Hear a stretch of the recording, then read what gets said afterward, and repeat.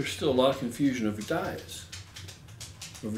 And it's because there are so many people with so many varying opinions, and everybody in search of lending themselves validity. Everybody wants to, not everybody, but many people, they want to decry somebody else's method or say, I don't care what anybody else says, this is the way, and this is that, and this is that. Let me tell you something. What diet is right for you? There are many different kind of diets because there are many different things that work, and not everything is going to work for everybody. Now that is a reality. Not everything is going to work for everybody. It just isn't.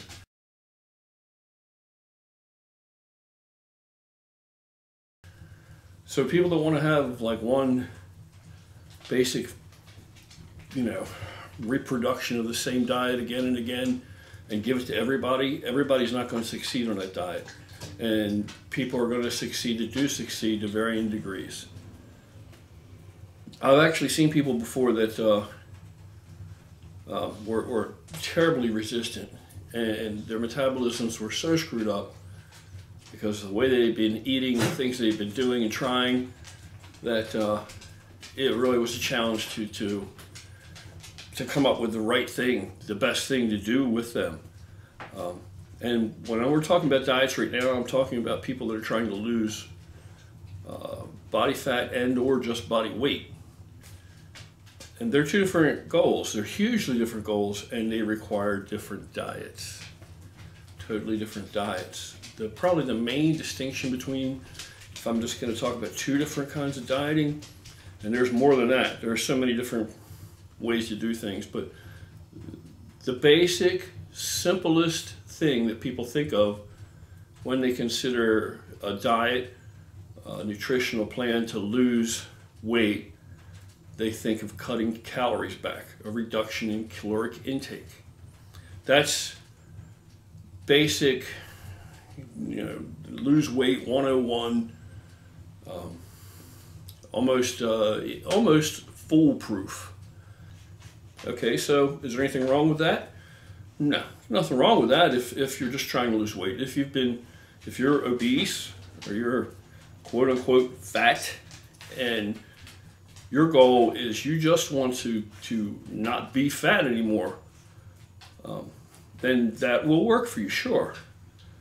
I will say that those people that I have known who have been really morbidly obese, the weight that they've lost, when they have succeeded and lost 100 pounds, 150 pounds in a year and a half, they've almost to the person done it through some type of ketogenic approach or another.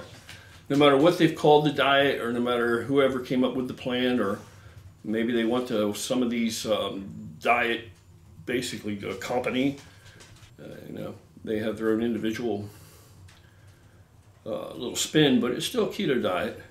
That I've seen to be the most successful for people in those circumstances. Now, when you go and you consider bodybuilders, there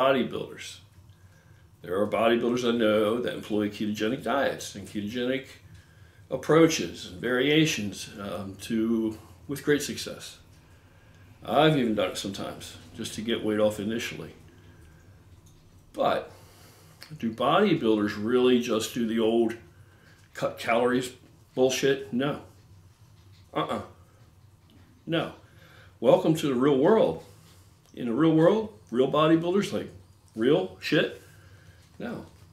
I don't know a single pro bodybuilder. I don't know a single really big guy, my size or bigger, that can be lean and huge, that actually even pays attention and knows exactly how many calories they're taking.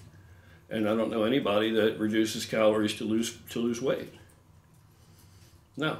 So is it a bad thing for you just to reduce calories, simpleton 101 diet thing? No.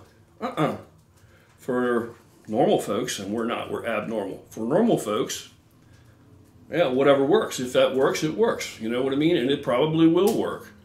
And it has worked, since forever ago probably, and it works. So it's not a bad thing. If it gets you where you want to be, makes you feel better, happier. But if your consideration or your concern is the retention of as much lean muscle, lean tissue as possible as you lose body fat, then that's not the way to go at all. You can do what you want to do, it's your body. That is not the way to go. What you really should be looking at is, instead of thinking calories in must be less than calories out, therefore I need to reduce calories in, and then just continue to incrementally reduce to keep the results going. Instead of thinking in those terms, think of it as calories out must be greater than calories in. Think of it in those terms. It's same thing, right? But it's a little easier perhaps for you to grasp the idea that you don't affect this, not ideally, not for a bodybuilder, you don't affect this by diminishing caloric intake. You affect this by turning up output. You don't reduce intake, you crank up output. And then game on.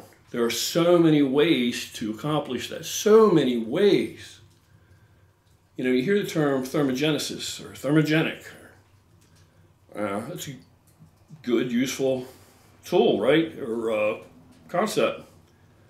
But it doesn't stop there. That's just a whole category of different tactics and strategies that you're opening yourself up to. All right, what are you talking about thermogenic dieting? What are you going to do?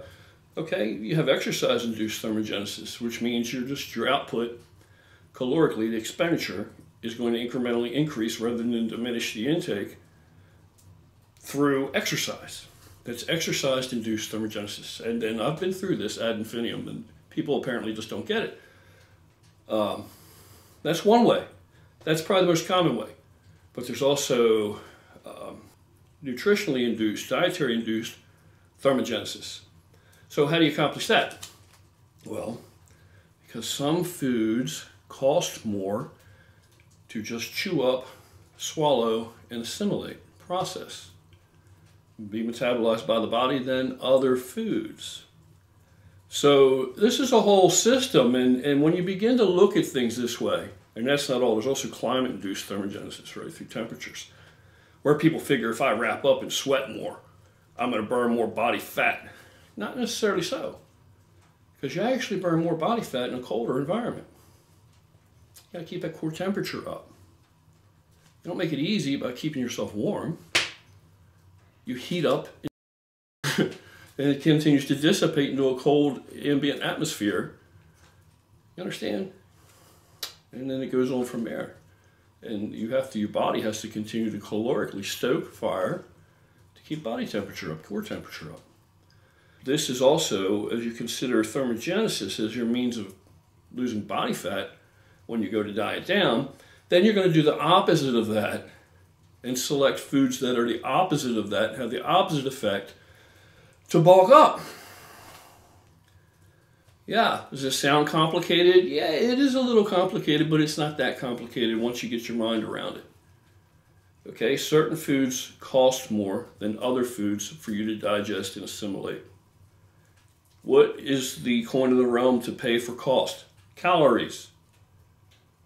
Do you get where I'm going with this? So you don't have to reduce intake, you crank up the output. And you do that in a number of ways. As I'm telling you right now, it's all about calories. So you need to expend more calories, not take in less calories. You can't selectively starve a portion of the organism without starving the entire overall organism. And you didn't build all that muscle just to starve it and make it go through a starving period, did you? It doesn't seem very efficient. It's pretty easy to understand. You don't need to even know anything about dieting to understand that makes sense. So if I would choose higher fiber foods and more complete whole foods that are more difficult for me to digest, it costs more calorically for me to digest and assimilate, then I'm going to do the opposite of that if I want to gain weight. If I want to gain weight and gain size, now I want to choose foods that are simpler and easier for my body to assimilate them and digest them. And that's going to be more liquid nutrition because your body assimilates more readily liquid nutrition. It's less calorically expensive for me to assimilate and digest that. So I'm saving calories now. I'm doing the opposite effect. And I want to choose like where I would choose whole vegetables and whole foods. So I get the fiber and the pulp and every other thing to lose the weight. To gain the weight now, I prefer the juices. I don't want all the pulp. I don't want all the fiber. I want it simplified and more easy to digest and less calorically expensive. And it goes on endlessly on. Even to the degree where when I want to lose weight, I want to drink ice cold, basically frozen water. When I drink my gallon of water during the day, I want ice cold water because my body has to heat it up to core temperature. I'm burning more calories. So there's so many ways to do it. Then with my cardio, again, that's exercise-induced thermogenesis, I'm burning more calories. So pretty much my nutritional or my caloric intake basically stays the same. And most of the time, I take in as many calories to get big as I take in to get lean. Same calories. Same calories. And in most cases, people need to turn the calories up. I can actually take you into a diet and turn the calories up. Find out where you are now first. Not no cookie cutter shit. Just pick a number randomly. You have to take an accounting where you're at. You know, study your diet for a few days. Take an accounting. Figure out basically where you're at. And then when you think you're correct, you know where you're at. Normally I'll look at that. And I'll look at the ratios and the macros. And I might say, I'm going to change these macros around, but we're going to turn his calories up a little bit. Maybe 500 more calories or whatever I may say. And we'll know if I'm right because in the first 10 to 14 days, you should lose weight. By no cardio, no anything, only difference is the food choices, and I can actually take the calories up. Now, anybody tells you that's impossible, let me write them a diet. And I'm not in the business of writing diets.